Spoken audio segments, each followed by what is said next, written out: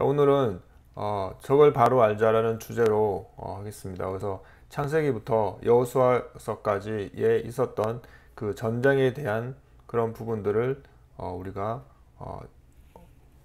진행을 하도록 하겠습니다. 그래서 전쟁을 함에 있어서 누가 아군이고 누가 적군인지를 분명히 알고 그들의 전략이 어떻게 창세기 때부터 지금까지 전략이 변하지 않고 악의 무리들의 전략은 그렇게 진행되어 왔습니다. 그것을 이 시간에 알아보도록 하겠습니다. 자, 전쟁은 누구와 누구의 전쟁이라고 생각하십니까, 여러분들은? 전쟁은 보통 우리가 전쟁은 하나님과 사단과의 전쟁에서 비롯된다라고 말을 하고 있습니다. 근데 이를 인정하는 것이야말로 이 세상에서 벌어지는 모든 싸움의 근본 원인이 이해하는 첫걸음일 수 있습니다. 근데 여기서 표현이 조금 수용할 부분이 있는데, 어떻게 하나님께서 피조물인 사단과 전쟁을 하신다고 표현할 수 있겠는가 인 거죠. 그래서 따라서 정확한 표현은 모든 전쟁은 하나님 백성과 사단의 전쟁에서 비롯된다라고 표현할 수가 있습니다. 또한 여기서 창세기 3장 15절에 여자의 후손은 내 머리를 상하게 할 것이요 너는 그의 발꿈치를 상하게 할 것이니라 라고 되어 있죠. 그 다음에 사무엘상 17장 47절에 전쟁은 여호와께 속한 것인즉이라는 말씀도 있습니다. 그래서 모든 전쟁은 하나님 백성과 사단과의 전쟁에서 비롯된다. 그리고 또 하나 여자의 후손과 뱀의 씨와의 전쟁이라고 말할 수가 있습니다. 실제로 2000년 전 사탄이 육신으로 오신 예수님의 발꿈치를 상하게 했습니다. 그래서 예수님을 십자가에 못 박았고, 하지만 예수님이 십자가에서 죽으심과 부활을 통해서 사탄의 머리를 상하게 했습니다. 그러니까 머리가 상했으니 승패는 이미 결정이 난 전쟁입니다. 지금은 전쟁의 마무리 단계로서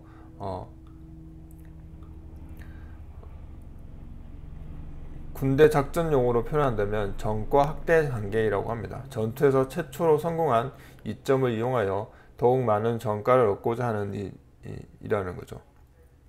하지만 중요한 것은 아직도 사탄이 지배하고 있는 이 세상을 하나님 나라로 편입 확장시키는 전투가 진행되고 있다는 것입니다. 성경 속에서 기록된 전쟁을 포함하여 인간 역사상 모든 전쟁은 이러한 전쟁의 대전제 속에서 이해되어야 합니다. 즉 세상의 모든 전쟁은 하나님의 백성과 사탄과의 전쟁에서 비롯된다라고 말할 수가 있습니다. 또한 여자의 후손과 뱀의 후손의 씨라고 또 말을 할 수 있는 거죠. 자, 그러면 전쟁이란 무엇이고 전쟁은 어떤 과정을 거쳐 일어나는지를 한번 보겠습니다. 전쟁은 국가 간의 이기적인 갈등, 그래서 인간의 정욕으로부터 야기된다라고 볼 수 있습니다. 그래서 야고보서의 4장 1장 3절에 보면 너희 중에 싸움이 어디로부터 다툼이 어디로부터 나느냐 너희 지체 중에서 싸움은 정욕으로부터 나는 것이 아니냐 너희는 욕심을 내어도 얻지 못하여 살인하며 시기하여도 능히 취하지 못함으로 다투고 싸우는도다. 너희가 얻지 못함은 구하지 아니하기 때문이요 구하여도 받지 못함은 정욕으로 쓰려고 잘못 구하기 때문이라 라고 말하고 있습니다. 전쟁에 대한 이론적 정의를 보면 프러시아의 유명한 군사이론가 크라우세비트는 그의 저서 전쟁론에서 전쟁이 적을 굴복시켜 자기의 의지를 강요하기 위하여 사용하는 일종의 폭력 행위로서 다른 수단에 의한 정치의 연속이라고 말했습니다. 국가 간의 갈등은 항상 전쟁의 가능성을 동반하게 되고, 이런 갈등은 영토 때문에 국가 이익을 더 많이 하려고 종교적 이유 등으로 조성되고, 당사국들은 자기의 의지를 관철시키기 위해 외교적 협상을 벌입니다. 그리고 협상에 합의하면 평화가 지속되겠지만 결렬되면 양국 간의 긴장이 고조되고 다른 수단으로는 해결이 안 된다고 판단되면 전쟁을 생각하게 됩니다. 전쟁은 인간의 행위 중에서 가장 격렬한 폭력 행위입니다. 특히 무기의 발달로 인해 당사국 모두가 엄청난 피해를 입게 되며 경우에 따라서는 전쟁에서 승리하고도 결국 나라 자체가 멸망하기도 하기 때문에 신중한 결정이 선행되어야 한다는 것은 제3 강조할 필요가 없다는 거죠.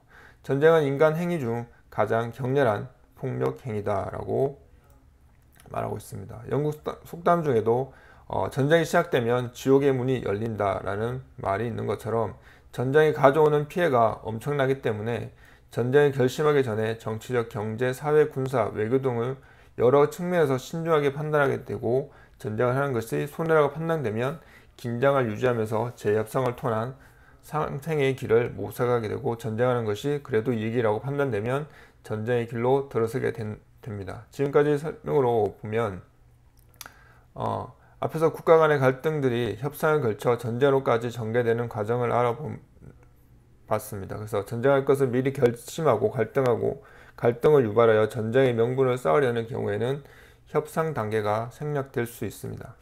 6.25 전쟁처럼 말이죠. 여기서 중요한 건 국가의 실권을 누가 잡고 있느냐에 따라 협상에 의한 평화를 유지하기도 하고 전쟁으로 돌입하게 되기도 합니다.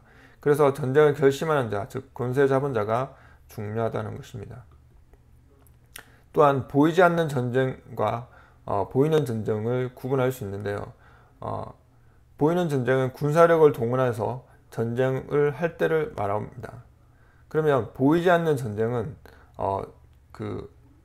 예로 세계 2차 대전이 끝나고 1945년부터 1980년대까지 미국과 소련은 세계를 양분하여 자유주의 진영과 공산주의 진영의 지도자로서 군림합니다.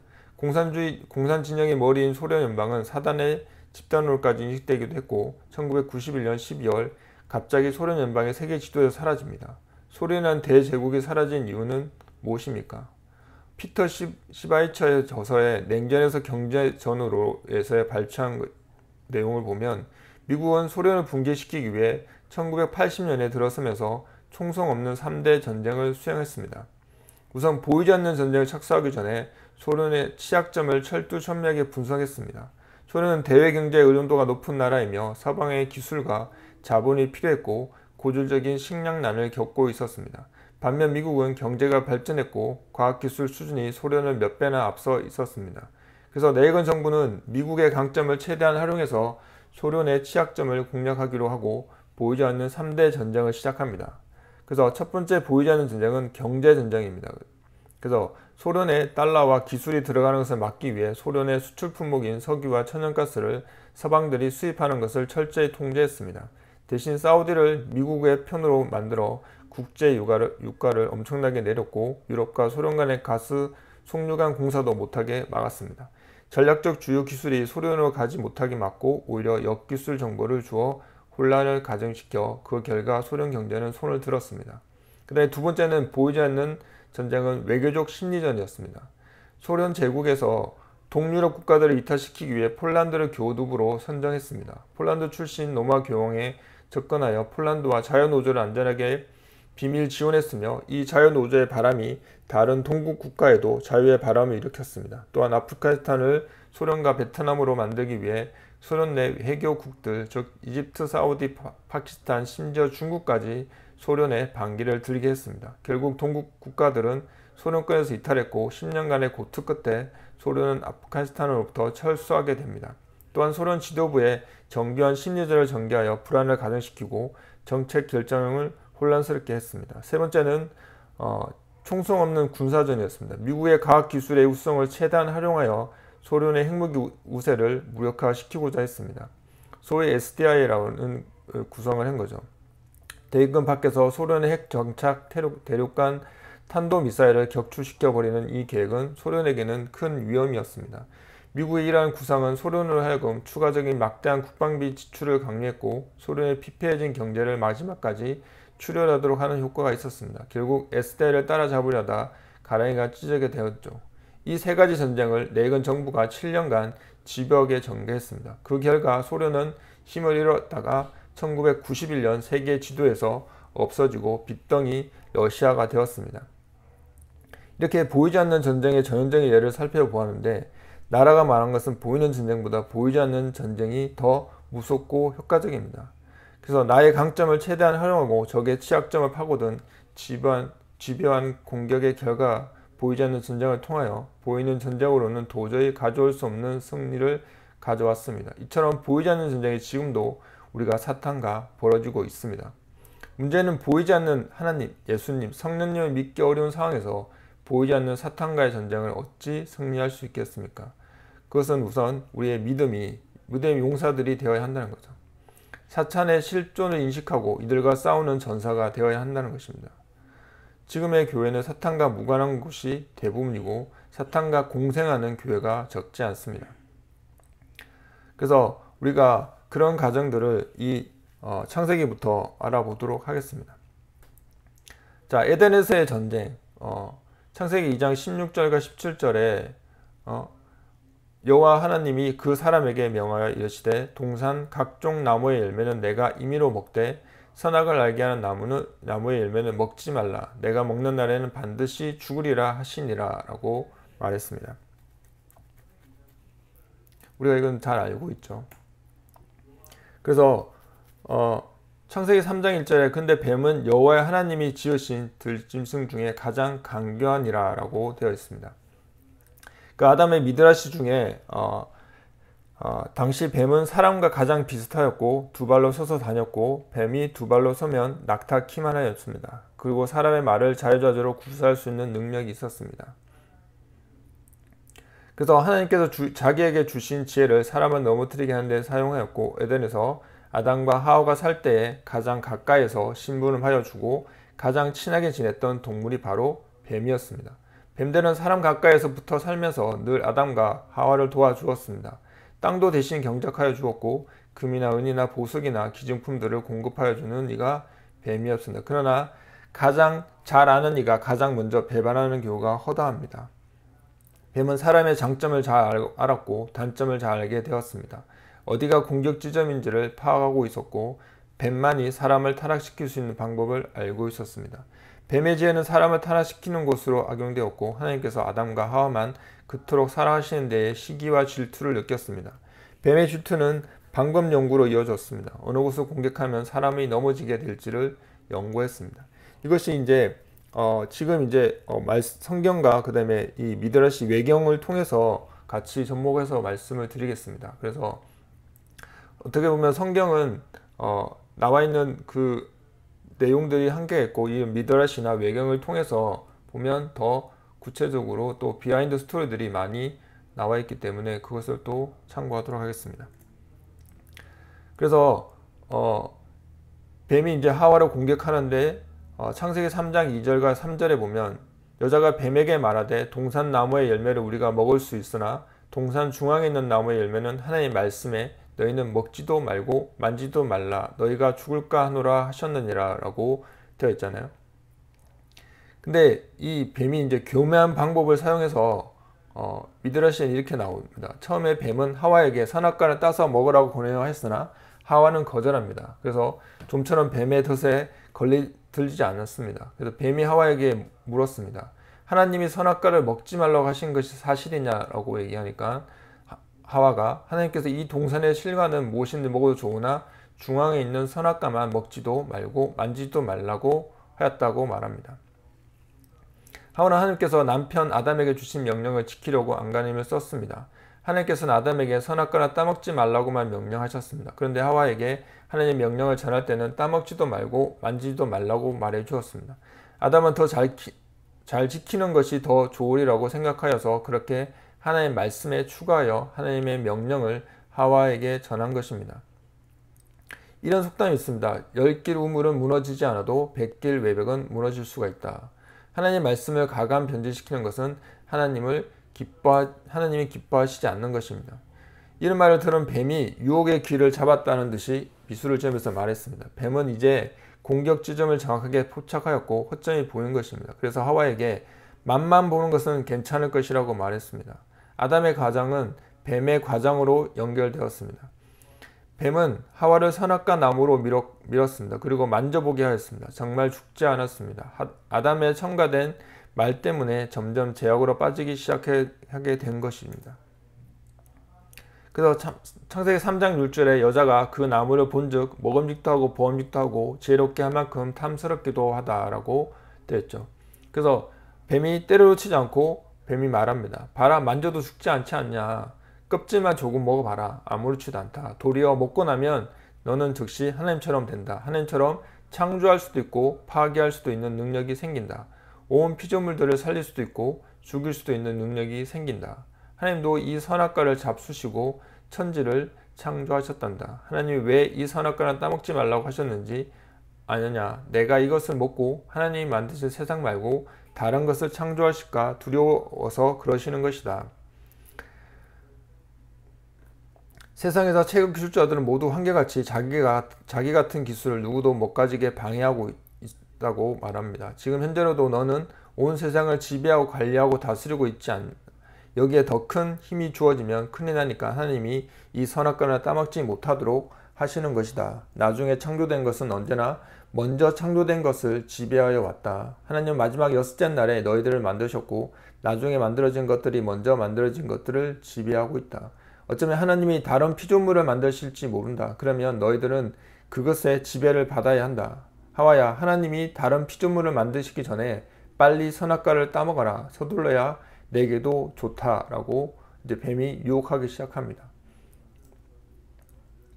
그래서 이제 하와가 기가 점점 솔깃하여지는 것을 지기 시작합니다. 그래서 그것을 포착한 뱀은 하와에게 틈을 주지 않습니다. 뱀은 선악과 나무 밑에서 요란스럽게 그 나무를 흔들어 댔습니다. 선악과 열매가 우수수 떨어지니까 뱀이 먼저 선악과를 씹어 먹으면서 하와에게 말했습니다. 봐라, 내가 먼저 먹었지 않니? 나 죽지 않았어. 너도 마찬가지다. 먹어라. 하와는 뱀이 선악과를 먹었는데도 죽지 않는 것을 보고 놀라서 중얼거렸습니다. 내 남편이 나에게 한 말은 거짓말이었구나. 그러면서 하와는 뱀의 말이 맞다고 생각하였습니다. 그는 따먹기로 결심하는 순간이었고 하와는 자기도 모르게 서서히 자신과 타협하고 있었습니다. 그래서 하나님이 먹지 말라고 하였으니 껍질만 먹어보자. 하와는 선악과의 껍질을 벗겨서 먹었습니다. 아무 일도 없는 것을 보자 드디어 먹기 시작합니다.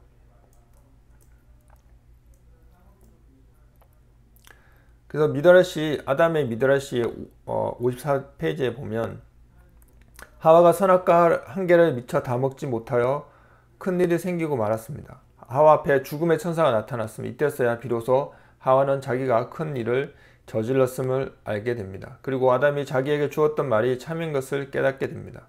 그러나 이제는 어쩔 수 없는 노릇이었고 하와는 서둘러 다 먹어버렸습니다. 그리고 자기 남편 아담에게도 먹게 해야겠다고 결심합니다. 자기만 죽고 아담이 죽지 않으면 자기가 죽은 후 아담이 다른 여자와 같이 살 것을 생각하니 싫었습니다. 하와는 아담에게 치명적인 일을 자기가 해야 한다고 생각하니 눈물이 앞을 가렸습니다. 속으로는 슬픔을 감돌고 있었고 그리고 아담에게만 선악과를 먹게 하는 것으로 만족할 수 없었습니다. 하와는 주변의 동물들에게도 닥치는 대로 선악과를 먹게 하였고 모든 동물도 같이 죽어야 한다고 생각했습니다. 이것이 하와의 목표였고 아담도 동물도 모두 선악과를 먹었습니다. 이제 모든 동물들도 죽음을 맛보아야 했습니다. 그러나 오직 선악과를 먹지 않은 동물이 하나 있었습니다.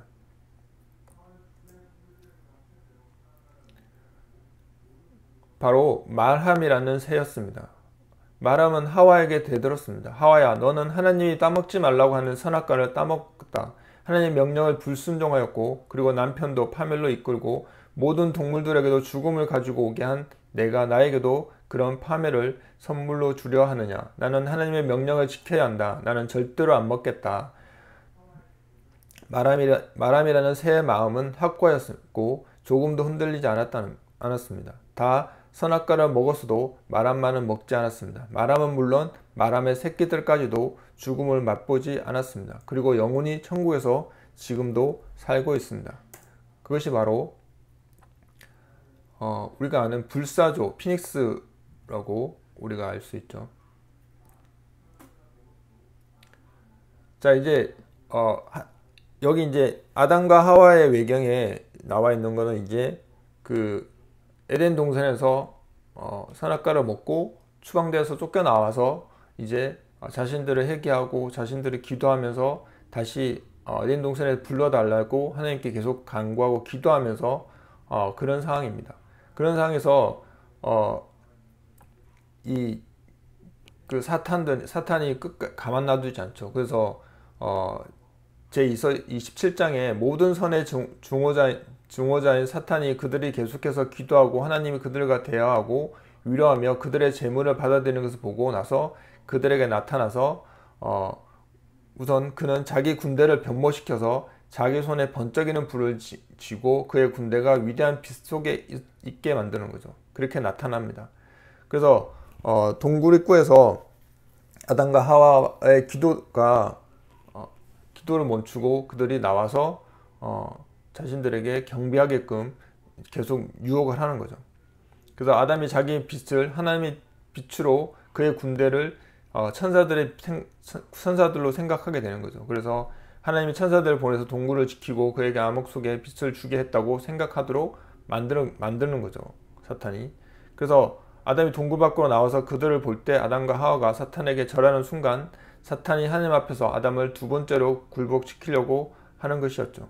그래서 아담과 하와는 그 빛을 보고 진짜 빛이라고 생각하여서 마음이 든든했다는 거죠. 그렇게 해서 그들은 또 사탄의 유혹에 넘어가게 되는 거죠. 마찬가지로 28장에도 계속 그런 일들이 계속 반복됩니다. 그래서 그 교활한 사탄이 자기 군대를 소집해서 구름의 모습으로 나타나서 그들을 속이려고 합니다. 그리고 당신을 낙원의 북쪽 끝 맑은 바다의 해변으로 데려가서 당신과 하와를 거기서 목욕시키고 예전의 기쁨을 회복시켜 주어 당신이 다시금 낙원으로 돌아가게 하기 위해서 나와 이 군대를 하나님이 파견한 것입니다 라고 말했죠. 그 말이 아담과 하와의 가슴에 들어가게 되는 거죠. 그래서 그들을 또 따라가게 됩니다. 그래서 또 자신들의 사탄의 유혹에 또 넘어가게 되는 거죠. 또 마찬가지로 32장에도 마찬가지로 그 내용들이 있습니다. 그래서 여기 보면 물속에서 이제 계속 기도를 하고 있는데 사탄이 속으로 이렇게 생각하는 거죠. 저들은 물속에서 선체 하나님에게 자기들의 죄를 용서하고 원래의 상태로 복원해주며 나의 소나기에서 벗어나게 해달라고 기도하고 있다는 거죠. 그러나 나는 그들을 속여 물에서 나오게 만들고 자기들의 맹세를 지키지 못하게 하겠다라고 말을 하고 있는 거죠. 그래서 모든 선에 정보된 사탄은 아담에게 간 것이 아니라 하와에게 가서 천사의 모습으로 변신한 뒤에 기뻐하고 찬미하면서 평화가 당신과 함께 있기를 빕니다. 즐거워하십시오. 하나님이 당신에게 호의를 품고 나를 아담에게 파견했고 나는 그에게 구원의 기쁜 소식을 전했고 그가 원래 같이 찬란한 빛으로 충만해 있다는 것을 알리는 거죠. 그래서 아담은 원래 상태로 복원되어 기쁨을 멈췄으며 나는 당신에게 파견했다고 얘기합니다. 그와 마찬가지로 당신에게도 빛의 간을 씌워주도록 당신이 나에게 가까이 오라고 말한다는 거죠. 그래서 계속 물속에서 기도하고 있는 것을 사탄이 또 방해해서 또 기도가 끊어지게 만드는 거죠. 마찬가지로 여기도 그런 내용들이 계속 있는 거죠. 그래서 여기 보면 이제 그 불은 사탄이 지른 것인데 그는 동굴과 그 안에 있는 것을 태워버리기 위해서 나무와 마른 풀을 모아 가지고 와서 불을 지르는데 아담과 하와가 슬픔 속에 머물며 하나님에 대한 신뢰를 버리고 또한 주님을 부정하게 만들기 위한 목적이었다는 거죠. 그러나 이것은 하나님의 자비로 사탄은 동굴을 태워버리지 못했고 주님이 천사를 보내어 불이 꺼질 때까지 동굴을 보호했다라고 되어 있죠. 그만큼 이 계속 지속적으로 아담과 하와에게 이 사탄이 계속 지속적으로 빛의 천사로 또 노인으로 여러 가지 형태로 이들을 유혹하게 되는 거죠.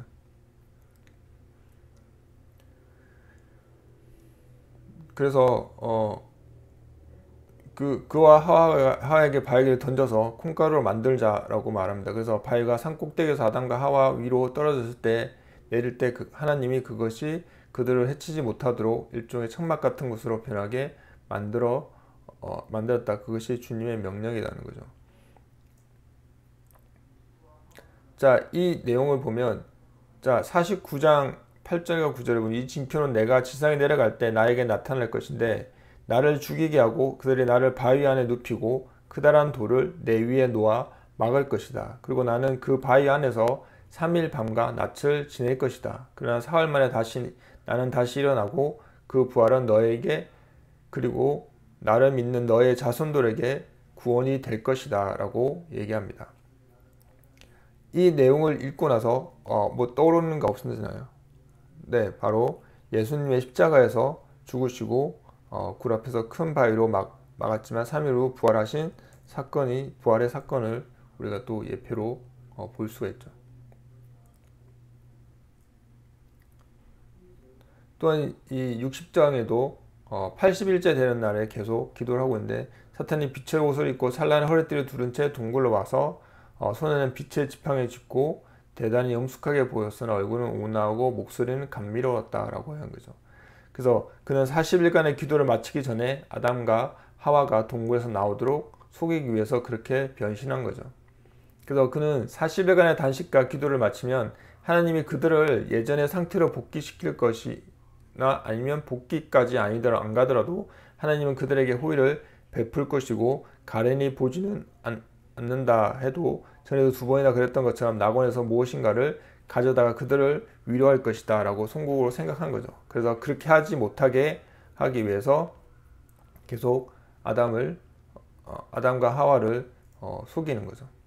그래서 아담과 하와가 일어나 나를 따라서 좋은 땅으로 가자. 나도 너희와 마찬가지로 살과 뼈를 가지고 있으니 두려워하지 말라.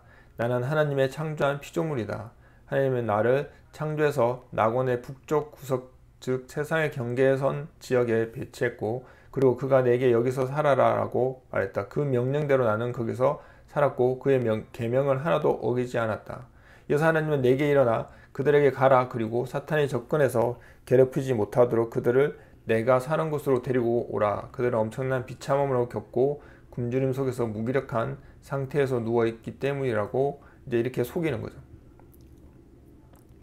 그러면 61장의 5절과 6절에 보면 아담이 갑자기 착한 노인이 찾아와서 나는 너희를 휴식의 장소로 데려오라고 하나님이 파견한 심부름꾼이다. 우리는 그가 당신의 전령이라고 믿게 되는 거죠. 이렇게 아담과 사탄의 그런 아담과 하와의 그 사탄과의 전쟁이 끊임없이 이런 외경 속에서 계속 지속적으로 반복되고 끊임없이 속으면서 다시 얘기하고 속으면서 다시 얘기하고 속으면서 다시 기도하는 그런 모습들이 이 외경 아담과 하와의 책에 지속적으로 계속 반복적으로 나와 있다는 거죠. 여기 보시면 계속 에덴에서의 그런 뱀의 미혹에 넘어갔잖아요. 여기 나와서도 마찬가지로 에덴에서 나와서도 마찬가지로 계속 똑같은 일이 반복되고 있다는 거죠. 그런 전략들이 다 똑같이 반복되어 가고 있는 것을 볼 수가 있는 거죠. 그 다음에 이제 가인과 아벨의 전쟁도 마찬가지로 이것을 이제 저는 전쟁으로 말씀을 드리는데 단순히 가인이 아벨을 죽여서 살인자로 살아가는 게 아니라 그 스토리가 이 아담과 하와의 책에 그런 스토리들이 또 비하인드 스토리가 나와 있는데 창세기 4장 3절과 7절에 보면 여기에 이제 세월이 지나며 가인은 땅의 소산으로 제물을 삼아 여호와께 드렸고 아벨은 자기도 양의 첫 새끼와 그 기름을 드렸더니 여호와께서 아벨과 그의 제물은 받으셨으나 가인과 그의 제물은 받지 아니하신지라. 가인이 몹시 분하여 안색이 변하니 이렇게 나오잖아요. 여기 보면 그 76장에 사탄이 아벨을 죽이겠다고 협박을 합니다. 그래서 그날 밤 그가 기도하고 있을 때 사탄이 남자의 모습으로 나타나서 너는 내 아버지에게 제물을 바치고 단식과 기도를 하라고 자주 권고했고 그래서 내가 너를 죽이고 지상에서 사라지게 만들겠다라고 말하죠.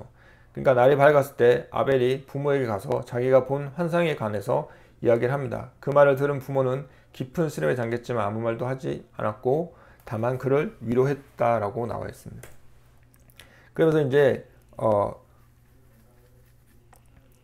그러면서 이제 사탄이 다시 이제 카인에게 가는 거죠.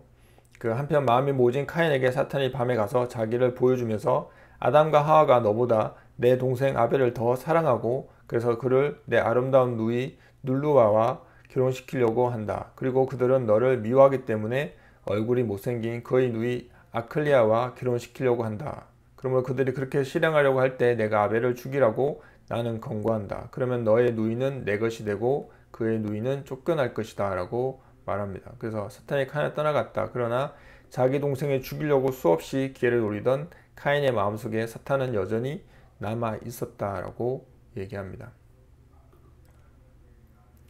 그래서 이 재산에 대한 카인의 탐욕과 인색함이 이 장에 나와 있는데요. 재물 봉헌에 전혀 기쁨을 느끼지 못하는 카인은 오히려 아버지가 재물을 바치는 것에 대해서 화가 났고 한 번은 그가 재물을 바쳤는데 재물이 아까워서 자기의 양들 가운데 가장 작은 것을 바쳤고 그것마저 아깝다고 생각했다는 거죠.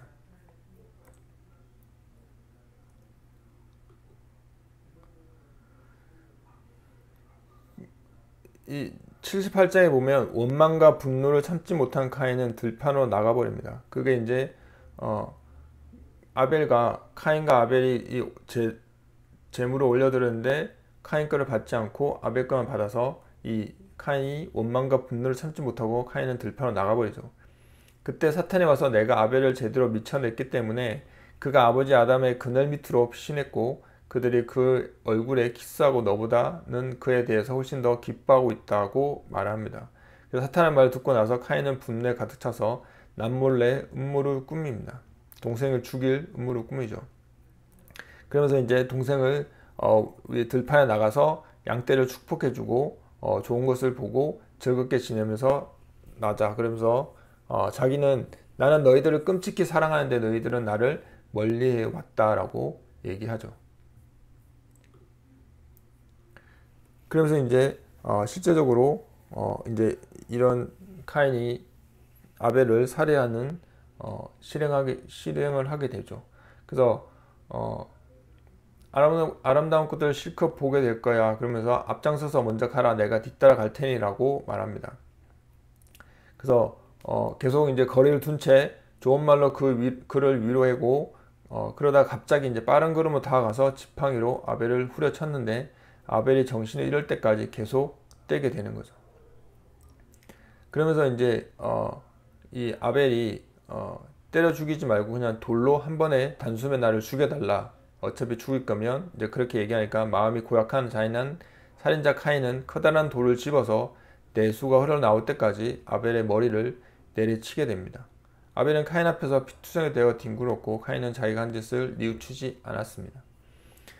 그래서 이것도 마찬가지로 단순히 카인이 혼자만의 그런 것이 아니라 계속 사탄이 옆에서 지속적으로 이 카인을 살인하게끔 만들게 되는 거죠. 분노하게끔 만들고 살인하게끔 만들어서 만들고 있는 거예요. 계속. 그러니까 에덴에서 뱀이 하와를 계속 유혹하고 했던 것처럼 계속 지속적으로 카인을 아벨을 죽이게끔 계속 죄를 짓게끔 만드는 그런 것을 볼 수가 있죠. 또한 이 네피림 전쟁에도 일어나는데 거인족에 관해서는 나의 정신이 거인족 사람들 안에 영원히 머물지 않을 것이고 그들은 120세의 수명을 살고 죽어야 한다. 칼을 그들 사이에 내려보내서 서로 죽이도록 했고 그들은 서로 죽여서 지상에서 멸종했다. 라고 이제 제2창세기 5장과 7장에 그들은 서로 잡아먹고 또 죽였다라고 그런 내용들이 나와 있습니다. 실제적으로 대홍수전에 핵전쟁이라는 일어났다는 것을 이런 모헨조다로 유적이라든지 고대 수메르 점토판 중에서 이렇게 인도나 수메르 이런 데서 내용들이 많이 발견되죠. 그래서 모헨조다로의 유적에 발굴된 인골구는 고온 가열된 흔적과 일반 50배의 방사능이 검출되고 되었다는 거죠.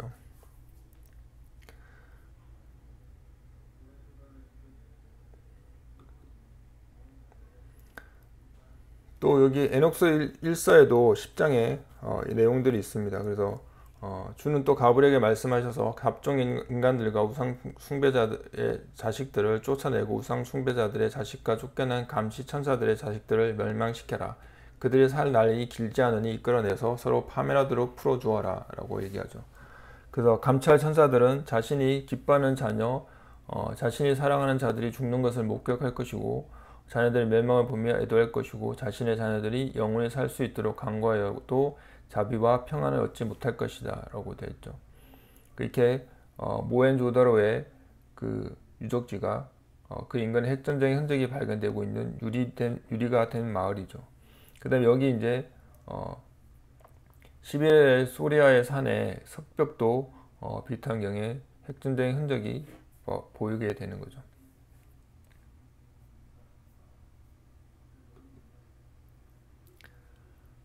그 다음에 이제 시딘 골짜기의 전투. 어떻게 보면 성경에 기록된 인류 최초의 왕들 간의 전쟁, 전쟁이라고 볼 수가 있죠. 그래서 북방 4개국이 동맹하여 사해 남단의 소돔과 고무라 등 5개 도시국가를 공격함으로써 시작된 시딤 골짜기 전투와 포로가 된 롯을 구하기 위해 아브라함이 벌린 단 전투가 볼 수 있죠. 그래서 전쟁 창세기 14장 1절과 4절에 이제 그런 시딤 골짜기의 전투가 벌어지는 때죠.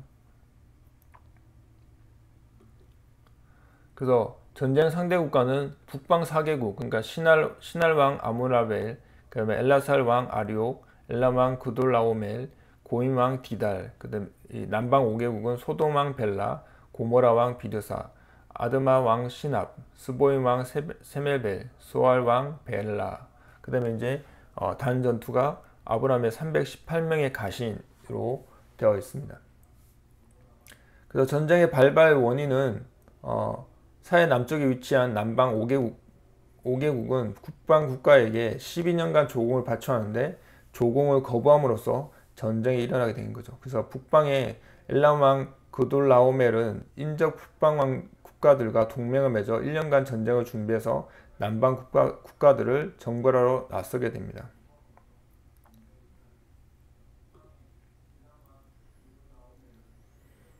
그래서 전쟁의 경과를 보면 북방 4개국이 남진하며 주변 6족속 정복을 하고 군사적으로 준비된 북방 4국은 거침없이 남진하면서 주변의 6족속을 굴복시키고 소돔과 고모라 등 5개 국가의 군대와 역청이 많기로 유명한 시딤 골짜기에서 접전하게 됩니다.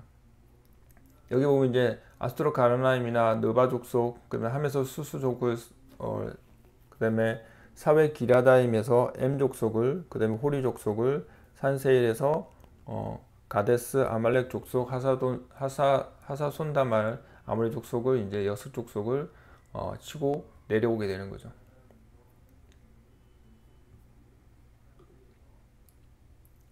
아담의 미드라시 중에는 또 내용이 약간 조금 내용이 다른데 이 전쟁을 이렇게 설명하고 있는데 어떻게 보면 제가 생각에 경건한 씨를 죽이기 위한 전쟁이다라고 볼 수가 있는데 내용이 뭐냐면 롯이 떠나고 나서 롯이 아브라함과 이렇게 떠났잖아요. 떠나고 나서 전쟁이 일어났는데 아브라함과 네 나라 사이에 일어난 전쟁은 롯 때문이었는데 롯은 아브라함과 헤어진 후에 요단강 근처가 가장 물이 많고 좋으니까 그 땅을 가지려고 했습니다. 그러나 모두가 롯이 그곳에 사는 것을 반대하였고 그래서 가는 곳마다 롯을 쫓아냈고 그래서 소돔과 고모라 땅 사람들만 롯을 받아들였습니다. 이방인이 들어와서 땅을 차지하려고 하는 것을 그들이 보고 용납하지 못하였고 자기들끼리만 살아야 하는 폐쇄적인 사람들이었기 때문인데 그래서 그 주변에는 다섯 나라 왕들이 모였고 처음에는 롯만 내쫓으려고 하였습니다. 그러나 롯보다 더 힘이 있는 아브라함을 알고 아브라함과 전쟁을 선포하게 되는 거죠.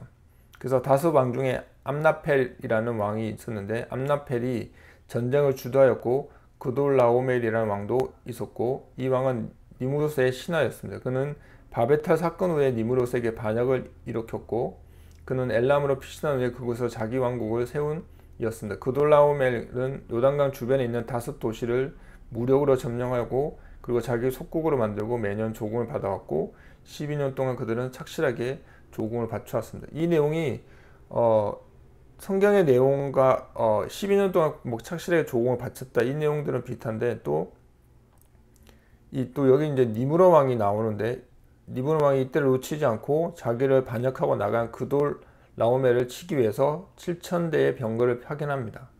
그러니까 결과는 그돌 라오멜의 승리로 끝나는데 니므롯의 군사 6,000명이 죽고 니므롯이 또 거기서 아들 말돈이 전사하게 됩니다. 그래서 니므롯은 가만히 있지 않고 그돌 라오멜에게 반발하고 있는 속국들을 모으기 시작하고 그래서 주변에 그런 나라들 하나하나 모아 힘을 합해서 연합군을 결성하게 됩니다. 그래서 그들을 모아서 칼을 갈게 되죠. 그래서 모두 다스 왕이 뭉친 연합군이 결성이 됩니다. 그래서 신할 왕 아므나벨, 엘살살 왕 아리옥, 엘람 왕 그돌 라오멜, 고임 왕 디달, 소돔 왕 벨라, 고모라 왕 비르사, 아드마 왕 시납, 스보임 왕 세멜벨과 싸움이 치열하게 붙게 되고 전쟁터는 사해인 거죠.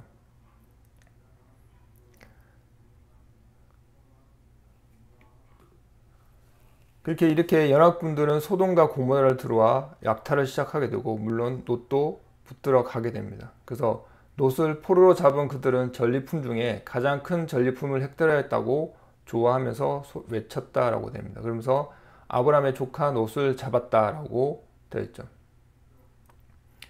그래서 그들의 최대의 목표는 아브라함을 잡는 것이었고, 그러므로 아브라함과 전쟁을 위하여 롯을 포로로 잡았다는 것은 고무적인 일이었다는 거죠. 공교롭게도 이 일은 6월절에 일어났습니다. 그래서 이 아브라함의 미드라시에 그날 밤 아브라함은 6월절 무교봉을 먹고 있었는데 천사장 미가엘이 아브라함에게 나타나서 롯이 체포되었다는 소식을 전해주고, 미가엘은 팔리시라는 이름을 가지고 있는데 팔리신이라는 뜻은 도망자라는 의미 있는데, 하나님께서 하늘의 반역자들을 하나님 보좌에서 추방하셨고, 이때 타락한 천사들은 미가엘을 붙들고 늘어졌고 안 떨어지려고 하였습니다. 그러나 미가엘은 하나님의 도움으로 도망쳐 나왔습니다. 그래서 미가엘은 팔릿이라는 별명이 붙었다는 거죠. 그래서 이 미가엘이 아브라함에게 와서 조카 롯이 포로로 잡혀갔음을 알려줍니다. 그래서 이 소식을 들은 아브라함은 자기를 배반하고 떠난 롯에 대한 악감정이 살아날 만도 하였는데, 그런 아브라함은 저런 것을 생각하지 않고 우선 롯을 구출해야 한다고 생각하였습니다. 그래서 먼저 아브라함은 지금까지 진리를 가르쳐주고 있던 제자들을 불렀습니다. 그리고 아브라함은 그들에게 금과 은을 나누어 주면서 말합니다. 자, 이제 우리는 귀중한 생명을 구하러 간다. 이는 전쟁이다. 전쟁할 때에는 금과 은을 보면 안 되고 이런 것들은 다 두고 나와 함께 전쟁으로 떠난다 라고 얘기하죠. 그러면서 아브라함은 각별히 주의를 줍니다. 우리는 전쟁 준비가 다 끝났고 같이 갈 사람은 하나님께 죄를 범하면 안 된다. 전쟁을 나갈 사람은 하나님께 죄를 지으면 하나님께서 전쟁에 이기지 못하게 하시고, 하나님을 두려워하는 사람들이 전쟁하여야 전쟁에 이길 수가 있다. 아브라함의 이런 경고를 받은 그들은 하나님을 두려워하면서 다 떠나고 말았습니다. 자기들이 지은 죄들이 무서웠기 때문인데, 다 떠나고 난 후에 보니 엘리자 한 사람만이 떠나지 않고 남아 있었습니다. 그때 하나님께서 아브라함에게 말씀을 하셨습니다. 아브라함아, 모두 너가 버리고 떠났다. 엘리자만 남았고 내가 엘리자에게 318명의 힘을 주겠다. 그래서 혼자서 318명의 역할을 하게 할 것이다. 그러나 승리는 그렇게 해서 결국 승리는 아브라함의 것이 됩니다. 이날도 마찬가지로 아브라함과 그 연합군의 전쟁이 벌어진 날이 바로 1월 15일 6월절이었는데 기적의 날에 기적이 일어나는 거죠. 이상한 일이 일어나는 거죠. 적들이 아브라함에게 창이나 돌을 던지면 그것들은 모두 아브라함과 엘리자를 피하여 갔고, 하나도 아브라함이 엘리자를 맞추지 못하였는데, 아브라함이 엘리자가 흙이나 조그만 조약돌을 던지면 그것이 칼이나 창으로 바뀌어서 적들을 죽였다는 거죠. 그리고 전쟁하는 순간에 아브라함은 갑자기 거인으로 바뀌었다는 거죠. 70명을 올려 세워서 올려놓은 것처럼 커졌다는 거죠. 보통 사람의 70배가 되는 거죠. 물론 먹는 것도 70명분을 먹었고, 연합군의 왕들과 군사들은 겁에 질려서 아브라함을 쳐다볼 수도 없을 지경이었답니다. 아브라함이 한 발자국을 떼면 60km나 되었고, 그러니 적들이 아브라함 앞에서 도망할 수도 없었습니다. 전쟁을 승리로 마칠 수 있던 비결은 전적으로 하나님의 도움이었고, 완벽한 승리를 거둔 아브라함이 단으로 왔습니다. 모든 전쟁을 마치고 단에 왔을 때 아브라함은 정상인으로 돌아왔습니다. 누가 보다 아브라함의 승리는 하나님의 도움이었고, 하나님의 도움 없이는 결코 이렇게 완벽한 승리를 거둘 수가 없었다는 거죠. 여기 이제 주피터라는 별이 유난히 빛을 밝게 비춰주어서 아브라함이 적을 물리치는 데 조금도 어려움이 없게 만들어 주었던 신비한 밤이었고, 그리고 전사 나일라가 하늘로부터 파송되어 내려와 아브라함을 위하여 싸워준 밤이었다라고 아브라함의 미드라시에는 이런 얘기들이 나와 있습니다. 또한 세겜 전쟁이라고 해서 창세기 34장 1절과 2절에 레아가 야곱에게 낳은 딸 디나가 그 땅의 딸들을 보러 나갔더니 히위 족속 중 하몰의 아들 그 땅의 주장 세겜이 그를 보고 끌어들여 강간하여 욕되게 하고 라는 이 내용도 있습니다. 그래서 그의 오빠들이 가서 이 족속들을 다 하몰의 아들들을 다 죽이는 그런 내용들입니다. 그래서 야곱의 아들들이 이제 세겜과 그의 아버지 하몰에게 속여 대답하기를 이는 세겜이 그 누이 디나를 더럽혔습니다. 야곱의 아들들이 그들에게 말하되 우리는 그리하지 못하겠노라. 할례 받지 않는 사람에게 우리 누이를 줄 수 없노니 이는 우리의 수치가 됨이라. 그런즉 이같이 하면 너희에게 허락하리라. 만일 너희 중 남자가 다 할례를 받고 우리같이 되면 이러면서 그러면 이제 너네를 인정하겠다 라면서 얘기를 합니다. 근데 이 야사랴책 34장에 보면 할례를 받은 모든 성인 남자의 수가 645명이고 자녀들의 수가 246명이었답니다. 그리고 하물의 아버지 페레드의 아들 셋댐겜과 그의 6 형제들은 세겜과 그의 아버지 하물의 말을 듣지 않았고 그들이 할례 받지 않으려고 했으나 야곱의 아들들이 제한이 그들의 목전에 힘어스럽기 때문이라고 합니다. 그 둘째 날 저녁에 그들이 할례 받지 않으며 8명이 어린 자녀들을 발견했고 이는 그들의 어머니들이 세겜과 그의 아버지 하물과 그 성읍의 남자들로부터 그들을 숨겼기 때문이라고 하죠. 그러면서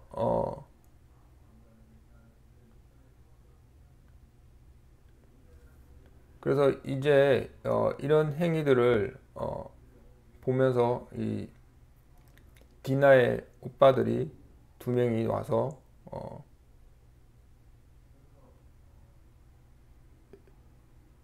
얘기를 하죠. 그래서 여기에 이제 그 내용이 이들이 이제 우리의 몸이 회복되고 우리가 다시 강해질 때까지 기다려 달라. 그 후에 우리가 함께 당신들의 마음과 우리들의 마음 안에 있는 것을 행하기 위해 그들과 싸우기 위해 그들에게 가겠나이다. 그래서 시떼겜과 그 형제들이 말한 것과 하몰과 그의 아들 세겜과 그들의 성읍의 백성들이 그들에게 대답한 이런 모든 말을 야곱의 딸 디나가 듣게 되고 그녀가 서둘러 그녀의 시녀들 중 하나를 즉 그녀의 아버지가 세겜의 집에 있는 그녀를 돌보라고 보냈던 시녀를 그녀의 아버지 야곱과 그녀의 형제들에게 보내어 말하기를 세겜과 그 형제들이 당신들에 관하여 충고한 것이 이러하며 하몰과 세겜과 그 성읍의 백성들이 그들에게 대답한 것이 이러합니다.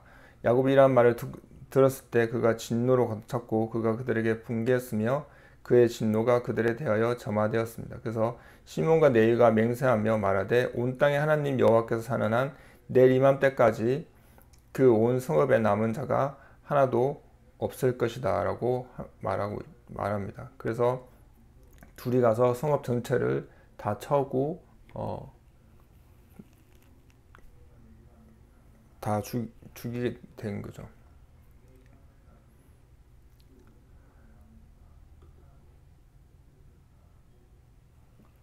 그러면서 이 타프라는 그 큰 마을에 이제 그런 족속들이 연합 주변국들이 이제 이런 것들을 보고 분노해서 히브리들 우리가 가서 이 히브리들과 싸우리라. 그들이 그 성읍에 행한 대로 우리가 그들에게 행하리라. 우리가 그 성읍의 백성들의 일을 갚으리라고 얘기합니다.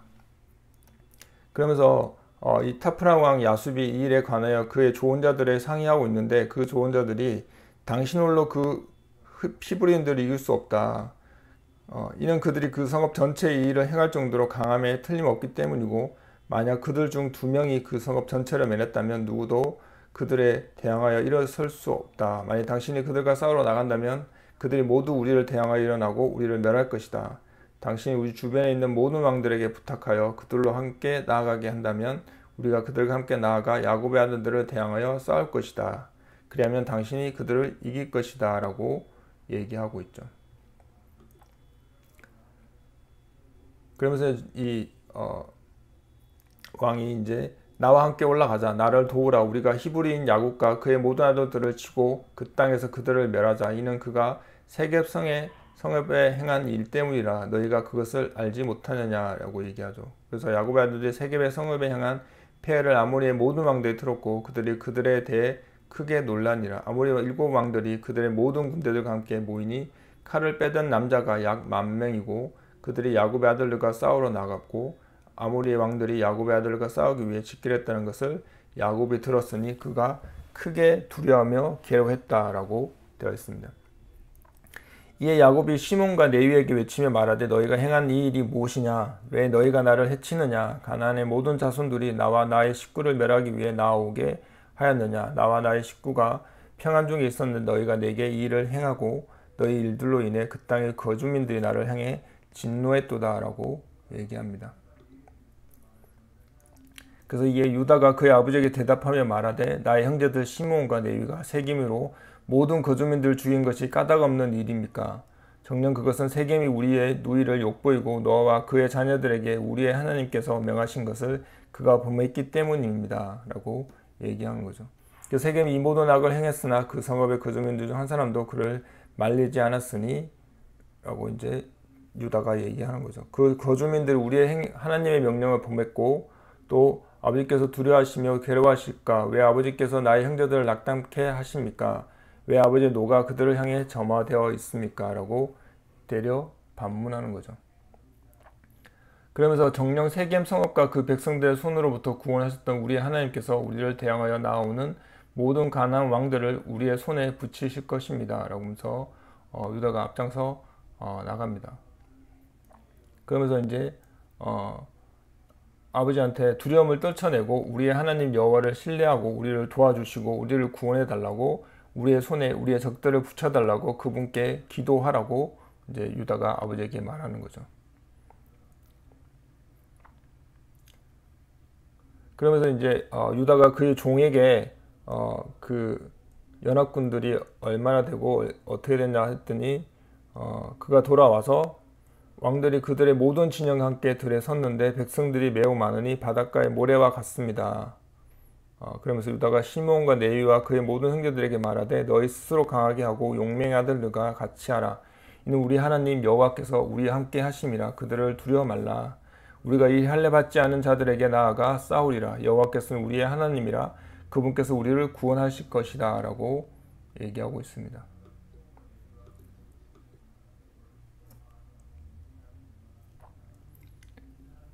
그래서 헤브론에서 이삭과 함께 있던 이삭의 모든 종들, 그러면서 야곱이 이제 이삭과 그 모든 종들, 모든 자식들에게 기도를 요청하게 됩니다.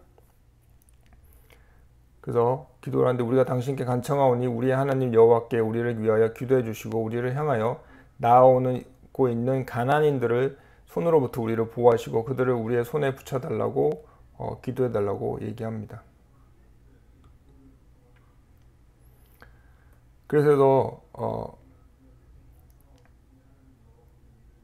그 기도를 하나님께서 들어주십니다. 그래서 이 왕들과 그들의 백성들의 마음으로 나의 아들들을 두려워하게 하소서. 그들과 그들의 군대들이 두려워 떨게 하소서. 당신의 크신 선하심과 함께 당신을 신뢰하는 모든 자를 구원하소서. 이는 당신께서 우리 아래 그 백성들을 낮추실 수 있고 우리의 건세 아래 그 나라들을 낮출 수 있는 분이기 때문입니다. 라고 기도를 하죠. 그래서 왕들이 야곱의 아들들로부터 돌아섰으니 그들이 그들과 전쟁을 벌이기 위해 그들에게 나아가지 않았고 이는 그들이 그들의 크게 두려웠기 때문이며 그들에 대한 두려움으로 그들의 마음이 녹았기 때문이라고 합니다. 그들의 이렇게 진행된 것은 여호와께로부터 나온 것이고 그분의 종들 이삭과 야곱이 그분을 신뢰했기 때문이며 그분께서 그들의 기도를 들으셨기 때문이라고 이제 얘기를 하는 거죠. 그래서 이렇게 세겜 디나의 그 전쟁들이 이렇게 단순한 그냥 욕정을 보인 그런 전쟁이 아니라 그 뒤에는 이런 큰 전쟁이 있었으나 그 전쟁을 하나님과 함께 했던 그 야곱의 아들들 결국은 싸우지 않고 두려움으로 그들을 물리치는 왕들을 물리치는 그런 야곱의 아들들을 볼 수 있는 내용들이었습니다.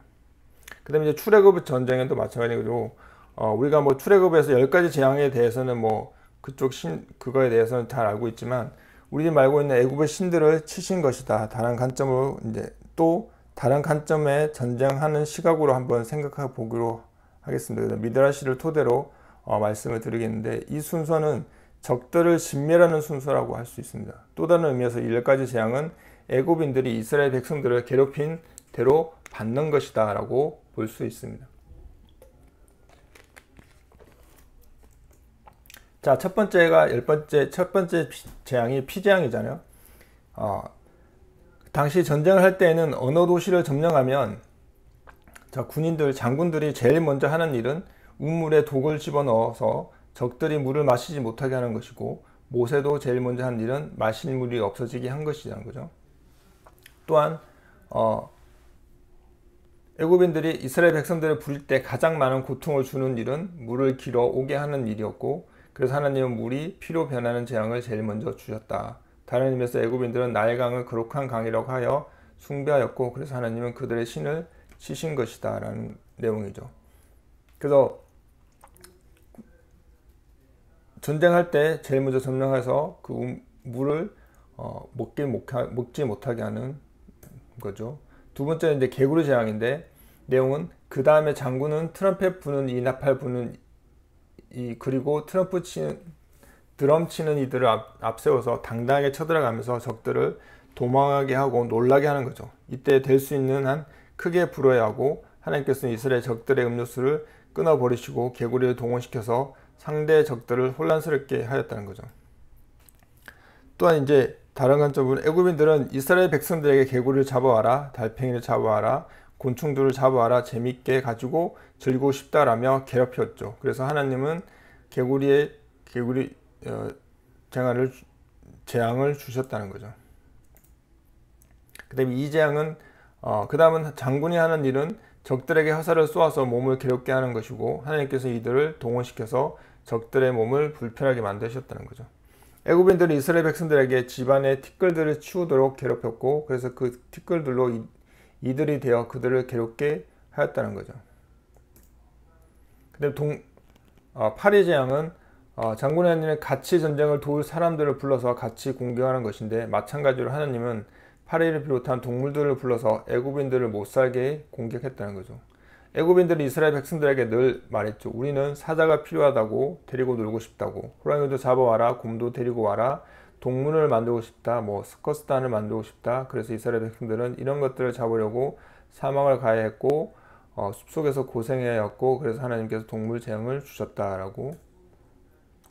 그 다음에 가축 재앙.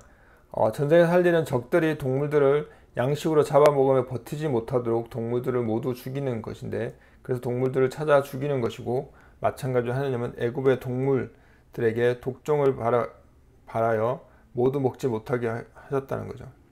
또한 애굽인들은 이스라엘 사람들을 노예로 부렸고, 이때 먼 밭이나 필요한 곳으로 갈 때면 소머리로 이스라엘 백성을 부렸고, 그리고 그들을 보호하는 사람으로 사용하였답니다.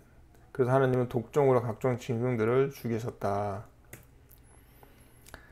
그 다음에 다음은 장군이 하는 일은 될 수 있는 대로 적들이 병에 들도록 하는 것인데, 그래야 전쟁을 못하고 승리할 수 있기 때문인데, 하나님께서 악성종기 전염병을 주어서 애굽인들을 꼼짝 못하게 하셨다는 거죠. 애굽인들을 목욕할 때면 더운 물을 데워라, 찬물을 가져와라 라는 심부름으로 이스라엘 백성들을 몹시나 괴롭혔고, 그래서 하나님은 더 이상 목욕을 못하도록 전염병을 주었습니다. 그렇지 않으면 더운 물, 찬물로 몹시나 이스라엘 백성들을 괴롭힐 것을 하나님은 분명히 아셨기 때문이고, 애굽인들은 이스라엘 백성들을 노예로 부리면서 같이 밥도 먹지 않았고 같이 상종하지도 않았습니다. 이제는 전염병 들린 애굽인들을 이스라엘 백성들이 상종하여 주지 않았습니다.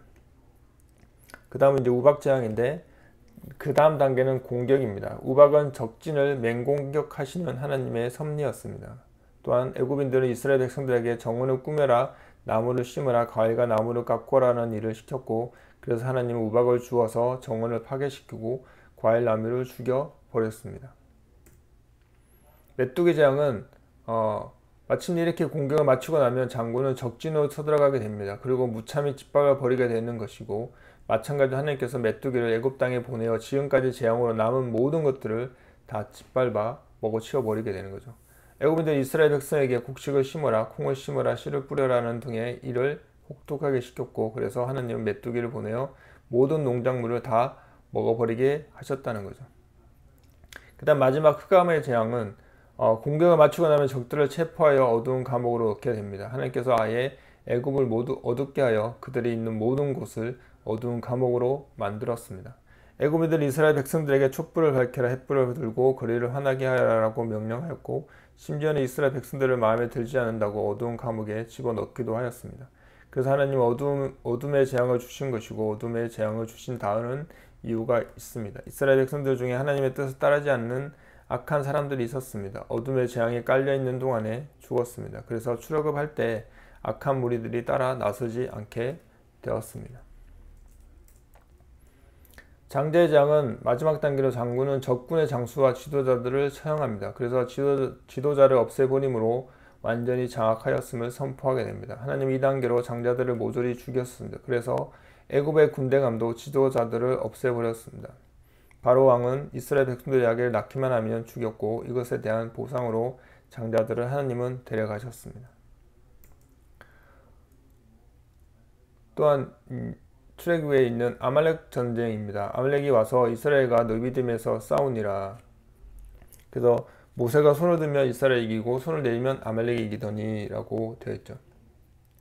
그 미드라시에 뭐가 되어 있냐면 파리는 썩은 음식이 있는 곳 더러운 곳에는 어떻게 알고 오는지 반드시 모여듭니다. 쫓으면 도망가는 듯 하다가 다시 옵니다. 아말렉은 파리와 같다고 합니다. 이스라엘 백성들이 토라를 지키지 않아서 냄새가 나고 썩으면 파리 같은 아말렉이 반드시 달려들었고 아말렉이 왔다는 것은 이스라엘 백성들이 하나님의 토라에서 멀어져 있다는 증거였습니다. 쫓으면 더러운 것이 있는 한 또 왔고 그러나 이스라엘 백성들이 토라를 공부하며 잘 지켜서 깨끗하면 오라고 하여도 오지 못하였다고 합니다. 이스라엘 백성들이 토라 공부에 불충실하거나 토라를 잘 지키지 못하면 하나님은 아말렉을 통해서 전쟁을 일으켰고 아말렉은 에서의 후손으로서 야곱의 후손과 싸움이 잦게 되었습니다. 처음에 아말렉은 이스라엘 진영 밖에 있다가 구름 기둥 불기둥을 벗어나는 사람들만을 공격하였고 그러나 나중에는 이스라엘 진영 전체를 공격하게 됩니다. 모세가 산에 올라가 기도하고 여호수아가 나가 싸웠습니다. 모세의 손에 내려오면 졌고 강하게 올라가면 이겼습니다. 그래서 아론과 훌이 둘 위에 모세를 편하게 앉히고 두 손을 들고 있어 전쟁에서 승리하였다라고 되어 있습니다. 이렇게 이런 전쟁들 그 다음에 여호수아와의 가나안 전쟁을 보면 특히 여리고성과 아이성을 볼 수가 있죠. 이 여리고성은 일곱째 날의 새벽에 그들이 일찍 일어나서 전과 같은 방식으로 그 성을 7번 도니 그 성을 7번 돌기는 그날 뿐이었고 7번째 제사장들의 나팔을 불 때 여호수아가 백성에게 이르고 외치라 여호와께서 너에게 이 성을 주셨느니라 라고 했죠. 그래서 백성이 일제히 제사장들의 나팔을 불매 백성이 나팔 소리를 들을 때 크게 소리질러 외치니 성벽이 무너져 내린지라 라고 되어 있죠. 또한 이 8장 28절 29절에 아이성을 공격하는데 이 아이성은 이제 최초의 실패와 그 다음에 또 성공을 하나님이 하실 때와 안 할 때를 구분하게 볼 수 있는 바로 전투가 바로 아이성 전투입니다. 그래서 이렇게 여리고와 아이성을 봤을 때 이런 모든 것들이 큰 싸움뿐만 아니라 작은 싸움에도 최선을 다해야 하고 하나님의 도우심을 구하고 하나님과 함께 해야만이 이 전쟁에 승리할 수 있고 또 스스로 정결케 함으로써 하나님이 쓰시기에 합당한 자가 되어야 비로소 아이성 전투에서 승리할 수 있다는 것을 볼 수 있는 그런 전쟁의 형태였죠. 바로 지금까지 우리가 이런 전쟁의 형태를 보았고 이 전쟁에서 보면 전략들이 뭐냐면 항상 유혹하고 또 항상 그 천사 같은 하나님의 음성 같은 또 감미로운 하여튼 우리가 생각하는 악마의 모습이 아니라 정말 천사 같은 모습 천국 같은 모습을 보여주면서 그들을 제약으로 끌어들이고 그리고 또 그 아담과 하와의 책에서 뱀이 하와에게 사과의 껍질만 먹어봐라 만져봐라 껍질 마라 차츰차츰 이 단계를 처음에는 작은 거 아주 작은 거 이 정도는 할 수 있지라는 생각을 들 수 있는 것들을 시작해서 이렇게 차곡차곡 더 크게 빠져나갈 수 없게끔 만들어 놓는 것들이 이들의 전략이라는 거죠. 그럼 지금도 마찬가지로 이 시대도 마찬가지로 그렇게 우리의 거룩한 씨들 하나님을 믿는다는 예수 그리스도를 믿는다는 그런 믿음의 사람들을 넘어뜨릴 방법들이 다 지금도 변함없이 똑같다는 거죠. 창세기 때와 지금도 그 어떤 것도 변화되지 않았던 거죠. 시대만 바뀌었을 뿐이지 그 내용과 방식과 전략은 하나도 바뀌지 않았다는 것을 우리가 알 수 있다는 겁니다. 그래서 우리가 그런 것들에 대한 두려움, 그런 것들을 이기기 위해서는 우리가 스스로 죄를 모양도 따르지 말라는 것처럼 마찬가지로 죄가 있다면 그것을 벗어나야 된다는 거죠. 절대 우리가 죄에 타협하지 않고 우리가 뭐든지 하나씩 타협하기 시작하면 또 타협하게 되는 거죠. 자, 지금 우리가 보면 이 시대에 지금 가장 이슈가 되는 것은 바로 그런 예방주사 이런 것들이 독약들이 바로 일어나고 있는데 이것들이 바로 우리를 속이고 있다는 거죠. 그것이 이 독약이 더 위험한데 다른 것이 감기가 덜 위험하다. 감기가 더 위험하다. 이런 식으로 얘기해서 꼭 독약을 먹게끔 만드는 그런 형태의 지금 전략들이 창세기부터 지금 여호수아의 그 전쟁까지 그 내용들이 다 동일하지 않습니까? 그리고 또 마찬가지 이스라엘 백성들이 죄를 지으면 하나님께서 아말렉을 통해서 또 다른 적군들을 통해서 이스라엘 백성들을 치고 넘어지고 이런 것들이 계속 반복되어 왔다는 거죠. 그래서 지금 보면 누가 적군이고 누가 아군이고 이것들이 지금 이 시대에는 분별이 되지 않고 있다는 거죠. 같은 아군인데 아군을 막 총 쏘고 있고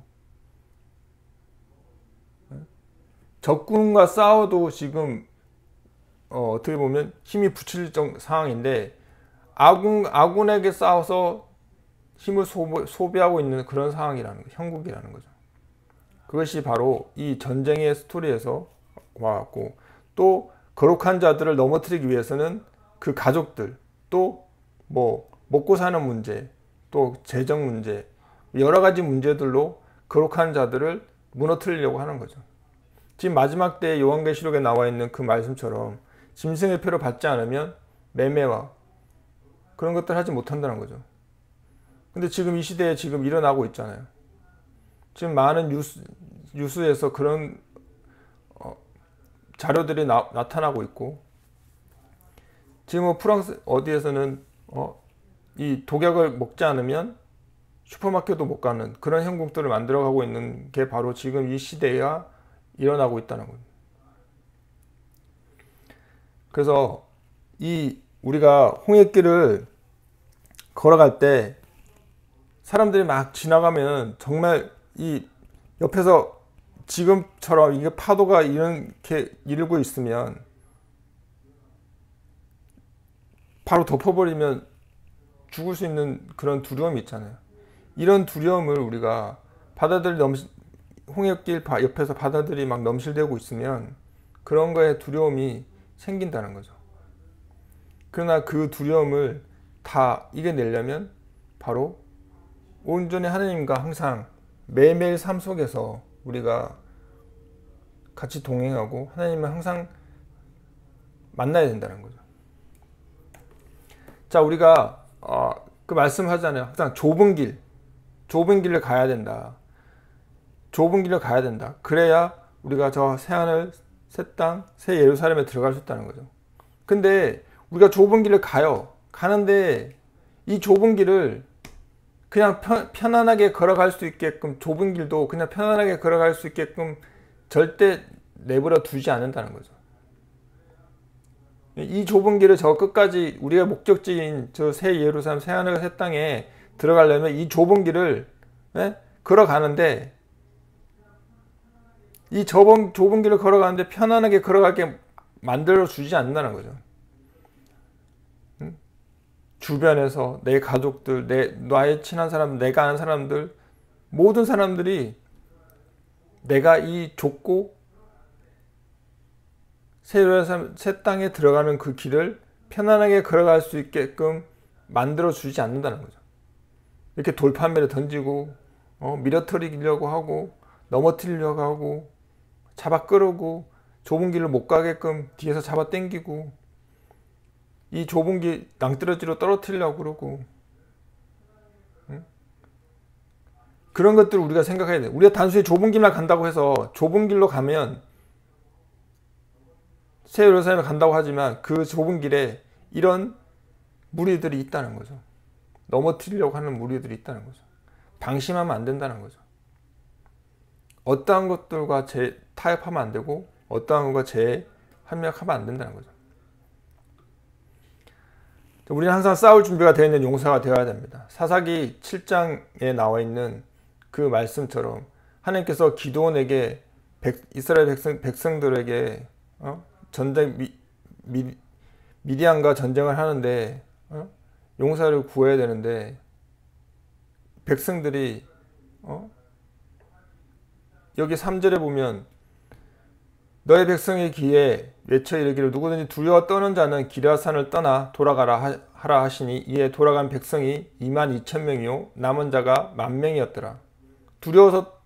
미디안과의 전쟁에서 두려워하는 사람들이 두려워서 돌아간 자들이 22,000명이에요. 그럼 남은 자가 10,000명이에요. 그러면 토탈 32,000명이죠. 근데 이 32,000명 중에서도 내가 너를 위하여 그들을 시험하리라. 내가 누구를 가리켜 내게 이르기를 이 사람이 너와 함께 가리라. 그는 너와 함께 갈 것이요 내가 누구를 가리켜 내가 이르기를 이 사람은 너와 함께 가지 말 것이네라고 하면 그는 가지 말 것이네라고. 그래서 얘기하는 게 손으로 움켜 입에 대고 핥는 자의 수는 300명이었다는 거죠. 그 22,000명이 떠나고 10,000명 남았는데 거기서 하나님이 선택한 기드온의 용사, 싸울 준비가 되어 있는 용사가 바로 300명이었다는 거죠. 그것도 손으로 움켜 입에 대고 핥는 자는 뭐예요? 항상 내가 전투 준비가 되어 있던 자라는 거죠. 내가 언제 적군이 나를 언제 침범하고 언제 침투할 때 내가 싸울 수 있는, 적군이 침투하면 바로 싸울 수 있는 그런 자가 이런 자라는 거죠. 그런 자들이 300명이라는 거죠. 그러면 이것을 구원의 확률이라고 생각하면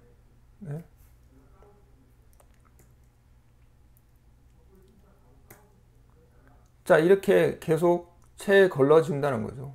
32,000명에서 두려워서 떠나간 사람들이 22,000명, 그럼 10,000명이 남았는데 10,000명에서도 또 체를 쳤잖아요. 그래서 남은 자가 3명, 최종적으로 남아서 전투할 수 있는 용사가 300명이죠. 그 300명 갖고 하나님께서 승리를 하잖아요. 그러면 우리가 계산을 해볼게요. 그것을 구원의 확률로 따지면 32,000 빼기 22,000, 10,000명이었죠. 그래서 최종 남은 자가 300명이었어요. 그러면 확률이 1%도 안 되잖아요. 0.93%잖아요. 0.937호. 1%도 안 된다는 거예요. 그러면 여러분들이 얼마나 준비를 철저하게 하고 좁은 길에서 철저하게 버틸 힘이 있어야 된다는 거죠.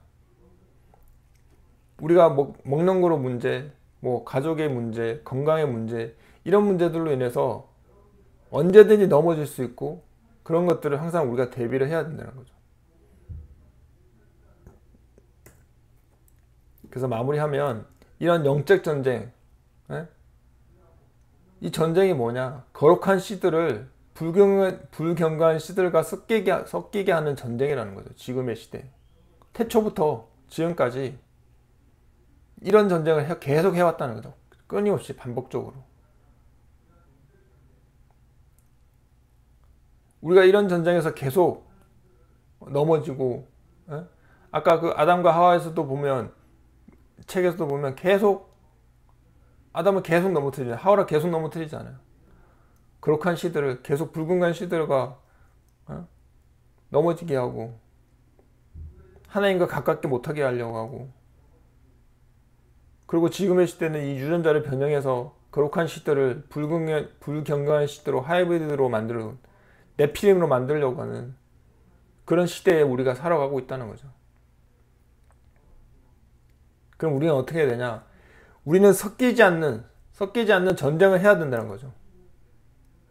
이것이 우리가 거룩한 자들이 창세기 때부터, 태초부터 지금까지 계속 반복적으로 우리가 싸워왔던 또한 저쪽 불경한 자들도 마찬가지로 뱀의 씨들도 거룩한 씨들을 넘어뜨리려고 섞이려고 하는 그런 계속 반복적이었다는 거죠. 우리가 전략을 알면서도 우리의 상황과 현실에 맞춰서 넘어진다는 거죠.